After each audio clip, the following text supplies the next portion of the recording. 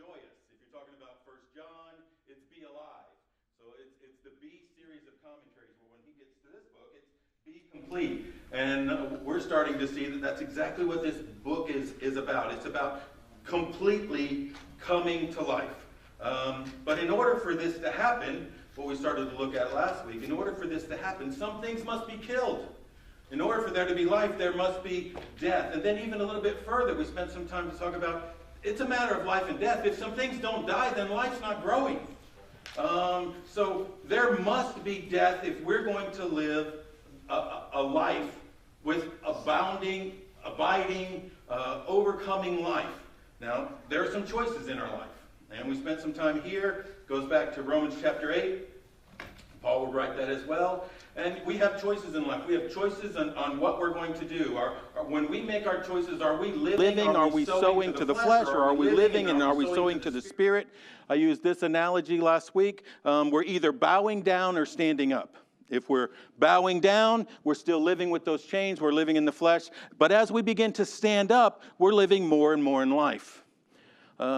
This is usually an illustration that is used about this point, and it's always changes a little bit. But Doug, you've heard this at your age, you've heard this 1,000 times, and that was fun. But it goes like this. You know, somebody somewhere has 2 dogs, and they're always fighting. So he gets asked, which dog wins? Well, you know the answer, the one you feed the most. And so usually that comes out to be an illustration, a theme of we have to quit feeding the flesh. That sounds good, doesn't it? But I want you to understand that's not what this says. It says way more than not feeding the flesh. Okay, if we're going to live life, it's got to die. And more than die, we have to kill it. We have to mortify it. That's more than just not feeding. And I think we become comfortable with not feeding. We become comfortable with passivity and doing nothing. We spent some time looking at that, and jumped into an illustration written by C.S. Lewis, because I've learned a long time ago to go to people smarter than me, and that means pretty much I can ask anyone. But I really do think C.S. Lewis is brilliant, and God used him greatly. But he has this illustration, and if you're here, I'm not going to go over it again. It's 4 pages. But he's talking to spirit who isn't exactly come to life. Why hasn't he exactly come to full life? Because he hasn't killed some things. Remember, he has the red lizard on his shoulder? And the answer is, may I kill it? Now, we didn't get to spend a lot of time here, but the question really he has for all of us is, whatever that thing is on your shoulder, or on your shoulder, or on your shoulder, or on this shoulder, the answer to us is, may I kill it? Because it does need to be put to death. It's not about boundaries. It's not about limits. It's not about quit feeding. It must die. And we must kill it because it's not going to die of natural causes. Remember that? No. That means we can't be passive. And passivity comes in because we have these thoughts. Brother Ivy, I'm almost done. I'm hurrying through the review. But we have to look at it with these glasses on if we're going to continue to grow through the book. Can't be passive. And passive jumps in there because Satan tells us a lie. This is who you are. This is the way the world is. It will never change. The minute you and I believe it will never change, you know what we do? Nothing. What's the use? It'll never change. Why waste the effort? That's a lie from hell. Nothing is impossible for God. And he came that we might have this life and abundant life. And his Spirit lives inside of us to bring this about. It is a lie that it won't change. So the other thing that happens is begins to try to get us to compare. Because if he can get us looking here, instead of looking here, it's really easy to come to the conclusion, well, I might be struggling a little bit. It's not exactly dead, but I'm better than Brother Wayne. So I'm better off than that. So I'm just comfortable being better than. Comparison is always a dangerous thing inside the house of God. So there's this compare. And then I really do think this is where, because both of those things sound so ugly, so I really do think this is where most of us live. We live with this idea of, okay, I don't necessarily want it killed. I'm going to control it, God, I just want you to free me from the consequences of my sin. I want you to take away the problems, take away the pain. Okay, I'll control this, you take away the pain. And all of those things tend to make us passive. We spend our time on those thoughts, and we don't do anything with the sin. So the question was, Jesus is asking all of us, may I kill it?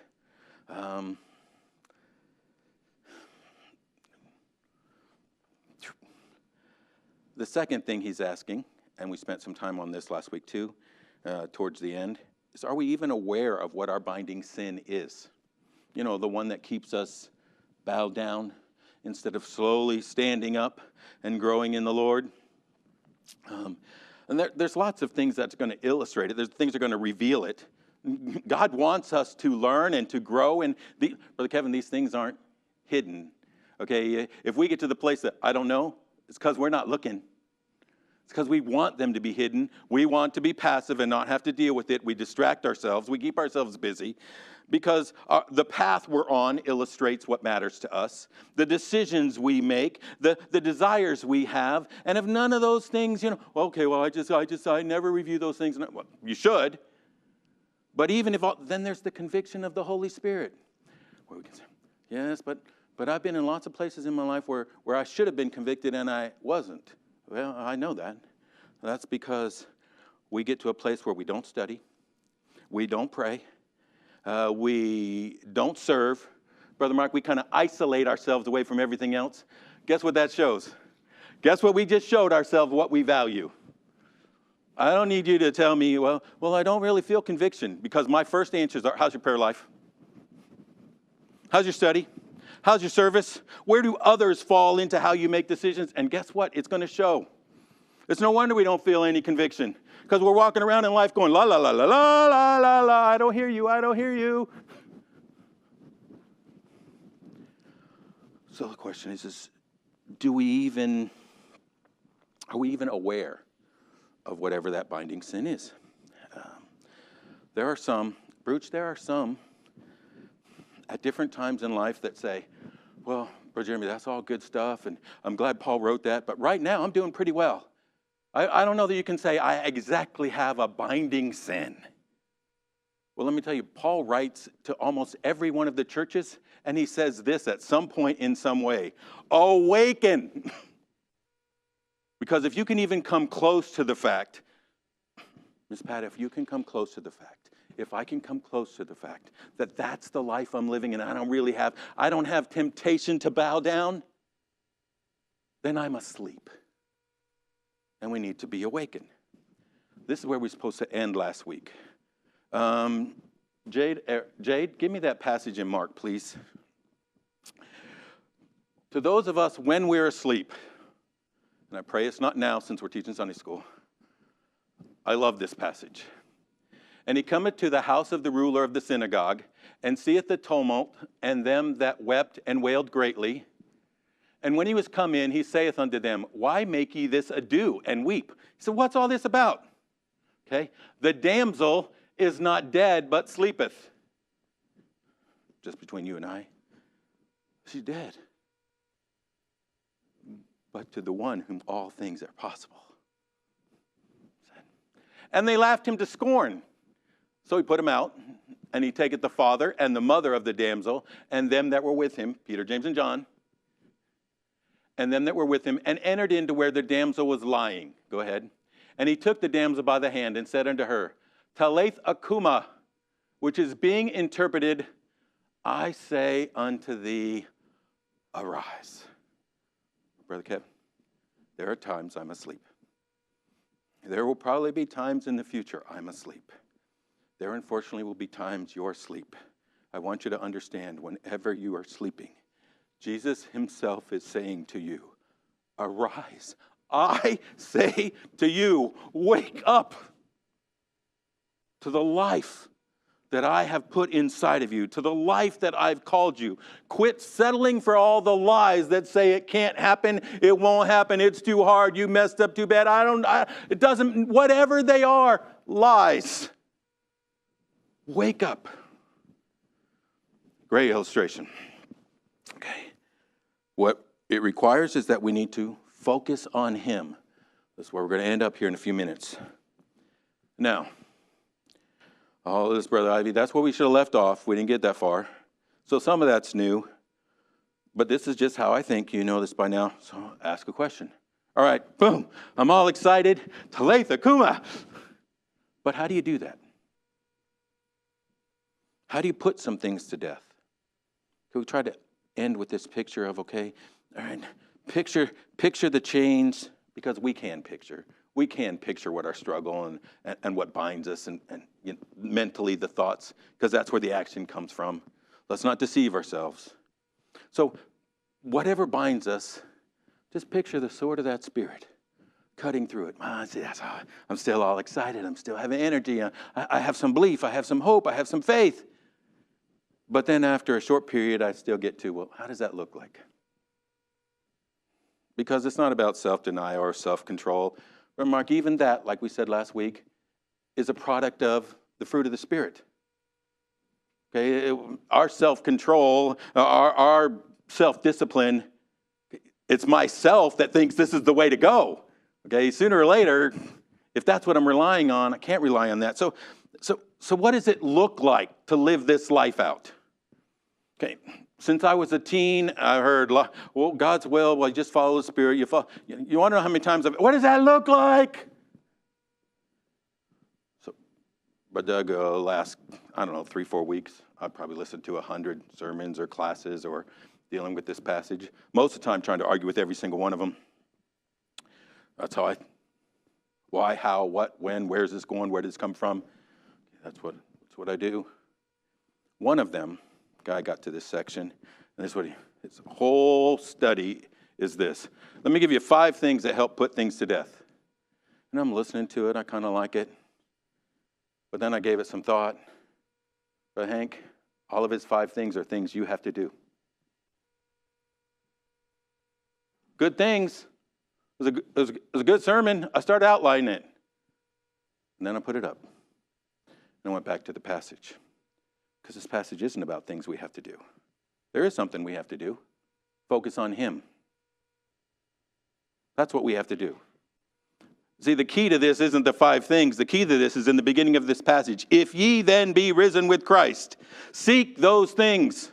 If you're risen with Christ, seek those things from where you got your life. That's where we have to pay attention. That's what we have to focus on. What it is, the strength to resist the pull of whatever that sin is that's pulling us down comes from seeing something better than that. Because I don't want to choose what's lesser. But you know what's better? It comes from seeing what's better. It comes from seeing what is truly alive and what is going to yield death. From seeing clearly. And that comes from seeing it this way. Because as long as I see it out of the flesh, I'm wronged, I'm mistreated, it should be better. I mean, I can get myself all worked up. I can always be the victim. Somebody else can always be the bad guy, even God. And then, which we talked about a little bit last week. We talked about it a lot last week. Oh, we did talk about this. Well, I don't know. Give me those verses in Matthew. We'll just do it this way, because I got to hurry. The key is, first of all, to focus on him. Second key is, and you'll remember this from the illustration, maybe we didn't talk about it, and that is, it can't be a gradual process. If you think it's going to be a gradual process for you to overcome this thing, that thing will win. Remember all that conversation about, well, let me just go back. Let me just think about it. I can control him now. No, don't kill it. Sometimes that's what we do. And I want you to understand, this wasn't from the guy's 5 points, because I started getting down on the guy's 5 points. This is from Jesus Christ's first sermon. Matthew chapter 5. You have heard that it was said by them of old time, thou shalt not commit adultery. But I say unto you that whosoever looketh on a woman to lust after her hath committed adultery with her already in his heart. Now here we go. Now here's how drastic it is. Okay? I want you to understand. And if thy right eye offend thee, pluck it out. and cast it from thee. For it is profitable for thee that one of thy members should perish, and not that thy whole body should be cast into hell. And if thy right hand offend thee, cut it off, and cast it from thee. For it is profitable for thee that one of thy members should perish, and that not the whole body should be cast into hell. That's how drastic it is. Now, Brother Kevin, very important, because this verse has been taken out of context for thousands of years.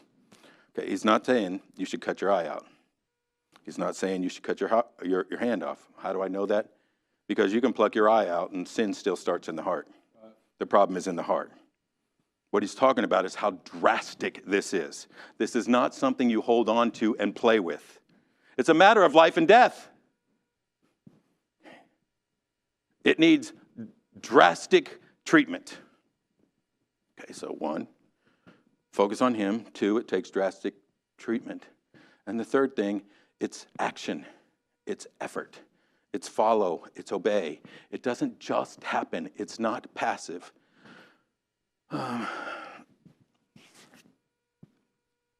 want to get going because we want to look at some of these things that are a little bit further on so that I don't have to look at them again next week because they're not fun. But I do want to give you a little picture of how this works, okay? Or when you say, this is what you're right now, because you're so kind to me, you're saying, oh, that sounds good, that sounds good, that sounds good. You're going to walk out of here in about 2 o'clock this afternoon. See what I just said? I just made you thinking about this for 2 hours. Just so you know, I just made you real. So about 2 o'clock, you know what's going to happen. You're going to be like, how do you do that? Still, you know, you never, well, can't tell you how you do it. I can give you an idea of what it looks like. So let's say you have a problem, you're struggling at home or at work or with finances. Make it work. Let's make it work. Can't be Miss Tammy. And you've worked hard, we'll make it work. Say something at work. So this is what happens. That whatever happens, and now you're feeling it's unfair or it's too hard or he's asking too much of you. Well, let me tell you how this starts. It starts, if you're focusing on him, with talking to him about it. So on Monday, you say, with an attitude of gratitude. Well, why do you throw that in there? Because it reveals the heart. It reveals if this is the flesh already deciding and you're living in the flesh, or if you're focusing on him. Because if you're focusing on him, he's a good father. And so we will have an attitude of gratitude. If you don't have an attitude of gratitude, you're telling on yourself already. So it begins this way. While you're there, you start out and you're talking to him. You walk out of the boss where he tells you to do the impossible thing, and you feel picked on and you feel taken for granted, and you feel like he just doesn't get it. In this attitude of communication, you say, let's be totally honest, Lord, I think this is unfair. I think this is too hard for me. You can say that as long as you want to. I don't care. Have at it.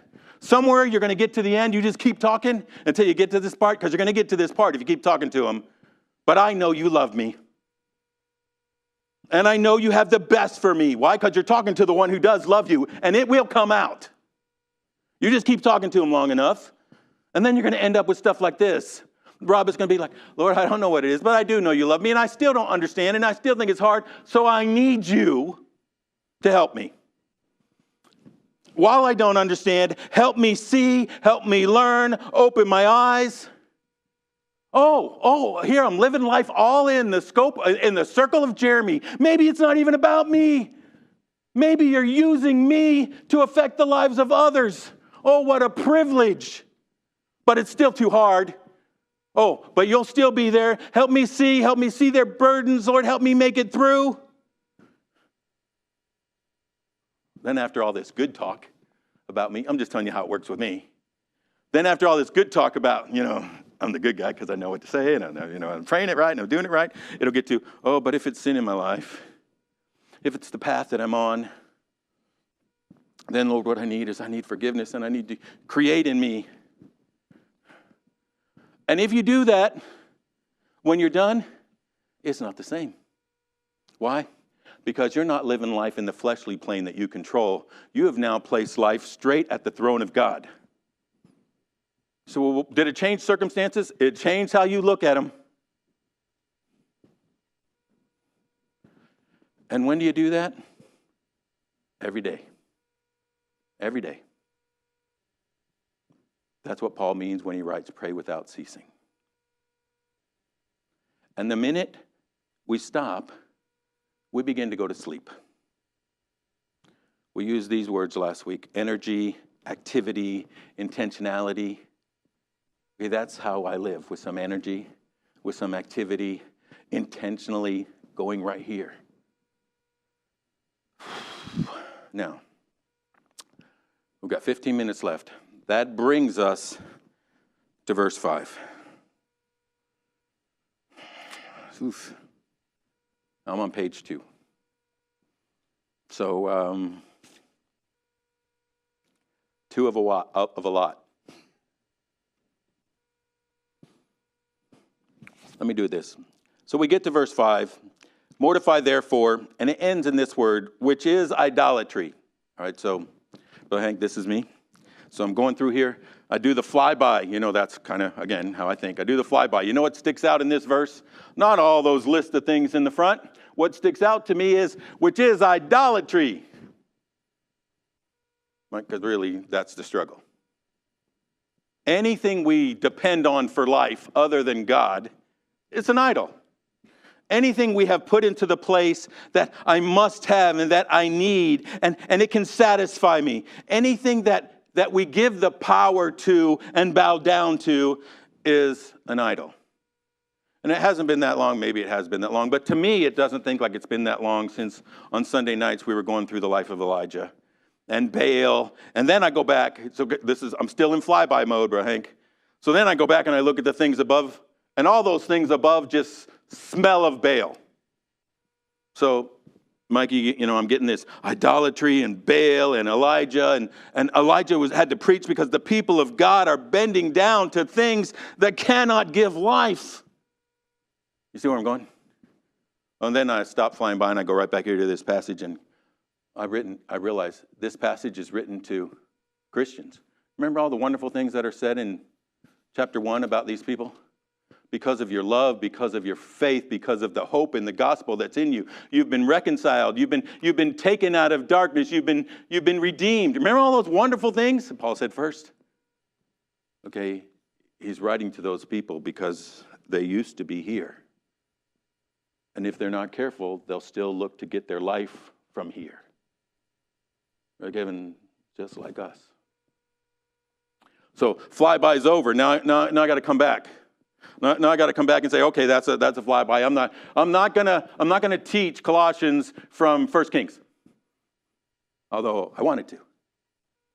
So we're going to come back. So I come back and we get back to chapter 3 and verse 5, and now it starts looking at that all of these things that we're supposed to put to death. So he's got to tell us to put to death. Why does he have to tell us to put them to death? Only reason you got to tell somebody to do something is because they're holding on to it and don't want to. Now, that's a scary thought, too. Because these are all the things of Baal, and these are all the things of idolatry, and these are things that hateful, painful, hurtful things. And these are Christians. These are good Christians. It's a good church. So then I start looking at them. Okay, here we go. Mortify, therefore, your members which are upon the earth, fornication, from which we get the word from porneia, from we get the word pornography, and really this is the word that covers it all. Okay, this is all those sensual acts. Before marriage, after marriage, it could be both of them. It could be homosexual. It's the whole category. That whole category right there. He said, just put it to death. But then he breaks down the category. Let me make sure you understand all these things. Fornication, uncleanliness, which is physical, morally wrong. It's action. It's all those things that by our action would be wrong either physically or morally. Inordinate affection. So now we're talking about our desires, those controlling, unending passions that drive us. In the times that we should be doing what we just talked about, Lord, let me just talk to you, these passions drive us somewhere else. Like an addict, we won't let go. Like an addict, we keep going back to the same place. Even though it's stabbing us, we say, stab me again, stab me again. He said, let those things go, put those things like that. The desires that control your action. The whole category, the actions, the desires, the passion, inordinate affection, evil concupiscence. I just want to be done with this so I don't have to keep trying to say that word. Those are the desires that specifically are forbidden. That's why they're evil. And then it goes on, and covetousness, which you tend to look at and say, all right, that's greedy desire to possess, to have. That's controlled by wanting more. Rob, surely that one's just tagged on. Well, hopefully we get to the place. No, that's not just tagged on. In fact, that's the problem. And usually we look at these and we say, all right, well, you got 4 of the 5 are sensual sins. I'm going to tell you, the real problem is that that's a sensual sin.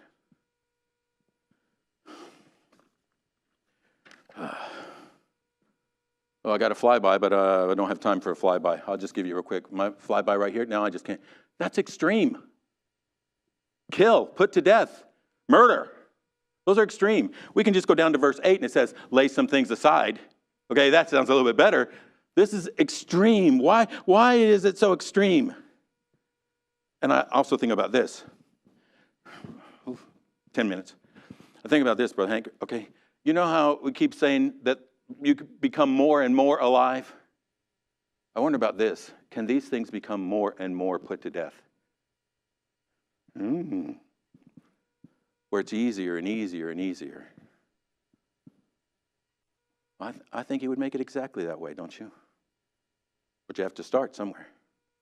Otherwise, that draw, that addiction, that desire, that constant way the brain has been trained to go here.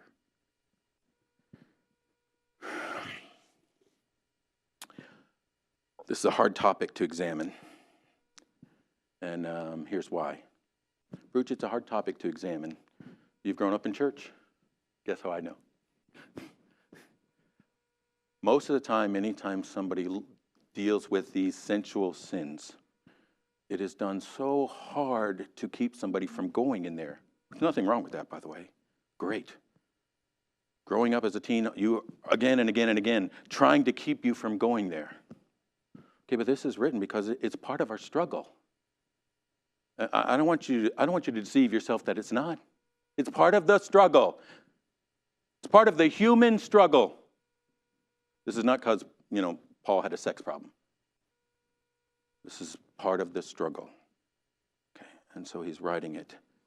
But what happens is the sermons are all about this is particularly shame, and this is particularly hard, and this is particularly because you can't ever put the milk back in the bottle. You can't ever unscramble the egg. That's what makes this so hard. Because anytime you teach on this subject, Brother Moyer, you don't have to know any person in the room. You can go to a brand new visiting church. If the pastor's preaching on this subject and you are in tune to the sermon, you are going to feel the pain in that room. Because this is the problem and the pain of our time. Okay, everything listed right there destroys homes. It limits lives. It creates desperation and loneliness and depression. And when you start teaching on it, you start hearing it, you can feel that pain in the room. That's why I got 8 minutes and I want to be done. So let's look at it. Sensual sins. I got 3 things. We're going to try to be real brief. First one, biblical essence or nature of sex. Here's what I want you to know. First of all, Bible doesn't call it sex. It's a tip right away in and how it talks about it, how it refers to it. What does it say? I believe it says Adam knew Eve. That's what it says. And in 1 Peter, no, it's 2 Peter. In Peter, I'm right. In Peter, he would write, dwell with your wife according to knowledge. Okay? It's not about an act. It's about a relationship. And anytime you enter into this, you're entering into a relationship. And we need to understand that. Okay, we need to keep that picture because it's more involved than just physical activity. When we make it just physical activity, we demean our ability to put it to death. But again, we need to see it for what it is. It's a commitment to relationship. It's emotional, it's spiritual, and it's physical. It's a relation. That's why it creates so much pain. Nothing on earth causes as much pain, not even death, not even separation. Because here, there is no death. You have to look at it. You have to see it. You have to go through it. You have to ask yourself why and what and how. It is why you can't just say to someone who's going through it, well, just let it go and just get over it, which is usually what the offender one says to the other one. But there's a truth. You can't hold on to it because then things don't repair.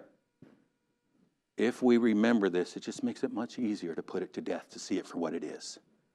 Second, and we're not going to go into a lot of these, but there are messages that the world teaches that this says. You know, the boy became a man that day. The dumbest thing in the whole wide world.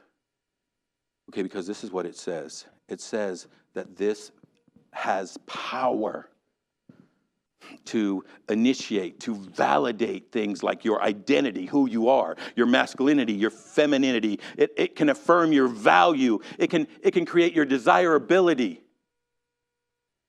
Okay, all those things we spent time talking about come from God. Our identity comes from Him. When we start letting it come from something else, we got a problem. In fact, I'll tell you what the problem is. When identity and value and desirability come from this, young people might just start having a whole lot of this. Because what they're on a search for is identity and belonging and value. And the world tells us this is where it comes from. Oh, I'm not even going to get to where I want to because I do want to give you this. All right, here. When I was teaching the singles upstairs, okay, this is Doug, you might remember this is where they live. Okay? You have to deal with this. You can't avoid this. You're not doing anybody any favors. You're not being helpful if you don't deal with this. Okay, so I'm not an expert in this. So you know what? I looked to everybody to find out what they could find. And believe this or not, I found this from PBS. I know, shocking. I give them their one good thing. I couldn't remember the name of it, so I had to look it up. It's a show called The Lost Children of Rockdale County. Originally aired October 1999 as part of the Frontline series. It investigated an epidemic that struck a prosperous, affluent suburb in Atlanta. The documentary won a Peabody Award. Okay, and this is what it's about. The outbreak in 1996, public health officials in Conyers, Georgia, discovered an unusual cluster of syphilis cases among teenagers. How big was it? 17 young people tested positive for the disease, and more than 200 were treated. They didn't even bother to test them. They just treated them because they knew that they had been in contact. The investigation revealed a hidden world of sex parties, binge drinking, and drugs among teens as young as 12 years old, most of whom came from well-off, stable families. The show explores themes of teenage alienation, loneliness, and parental denial, suggesting that the lack of structure and supervision in suburban lives contributed to the risky behavior. Okay, we're looking to blame parents. I'm telling you, these things are needed in every person ever born. Okay, we need identity. We need value. We need support. These things come from God. They don't have it. They're looking for it. The documentary, I'll skip that. Here you go, get to this. Interviewing some of the people involved. Many of the girls participated in these acts because they saw it as cool or a marker of independence, not from attraction or intimacy. It didn't have anything to do with pleasure. They were searching for something else. Interviews suggest that much of the activity took place while they were drinking alcohol, which led to situations where they felt less secure, less able to take care of themselves. It also, they found out, was a convenient excuse. Some researchers described the girls' experience as just happening to them. They didn't have to feel responsible for their decisions because it just happened. Viewers and analysts noted that the behavior often seemed like a desperate attempt to gain attention or love from parents or peers or anyone. They described extreme behaviors. It ended up being a picture of a tribal approach to sex. That's 30 years ago. It's only gotten worse. Ultimately, the documentary frames the outbreak not as a story of teenage pleasure, but a metaphor for a deeper malady of alienation and aimlessness in suburban American life. It's also, by the way, not just in teens. It's in adults. It's in 30-year-olds. It's in that group who grew up. Because the only place all of these things are supposed to be answered is in our relationship with God. That's why he says these things have to be put to death. Because as long as we keep going back to the place that brain was trained, we're not going to the only place we can receive life. Now, I'm going to tell you the hardest part about this is the third one, and we don't have time. Brother Doug, will you close in a word of prayer?